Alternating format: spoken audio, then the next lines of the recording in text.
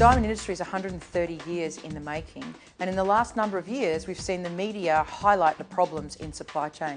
Document tampering with certification, we've had issues with double financing of the pipeline and synthetic stones that are actually being traded undisclosed through the networks. These are the problems of our industry, and we know this technology is able to help solve some of those problems by providing transactional transparency. Everledger uses the very best of emerging technology, blockchain, smart contracts, machine vision and cognitive computing. We bring all of this together to create a digital vault.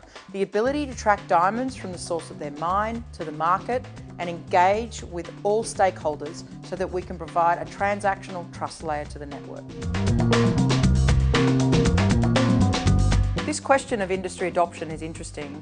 So there has to be a fabric of exchange and trust within an industry for them to be able to want to adopt the technology rather than the other way around. And of course the diamond industry is a shining example of this. In the year 2000, the United Nations came together and formed the Kimberley process. It was a three-step validation system and 81 countries around the globe participated. At the very core, it was an effort to reduce the trading of conflict stones around the world.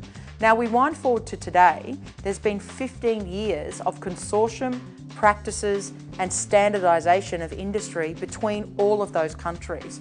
So it was less about what can we do with the technology and how can we work together with the technology. It was more about transforming the already human element of business networks that exist within the diamond industry and transposing them into the technology.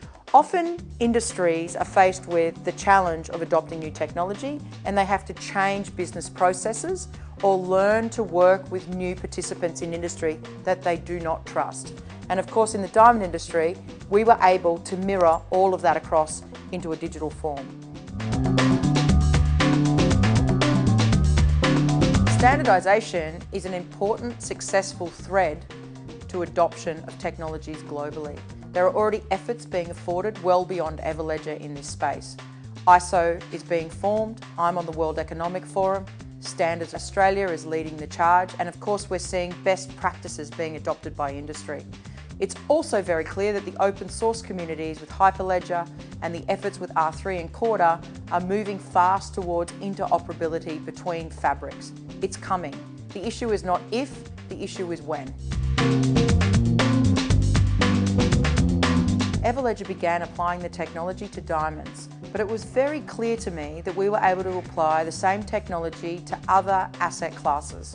Our implementation stretches beyond diamonds into art, watches, wine and jewellery. And we have a mature set of technologies that affords that industry. We've seen beyond Everledger a number of companies focusing in very different disciplines of the technology. In the payment space, track and trace technologies, the Internet of Things, and of course, in banks, real-time gross settlements. That's where the technology is applying. It's well beyond just diamonds.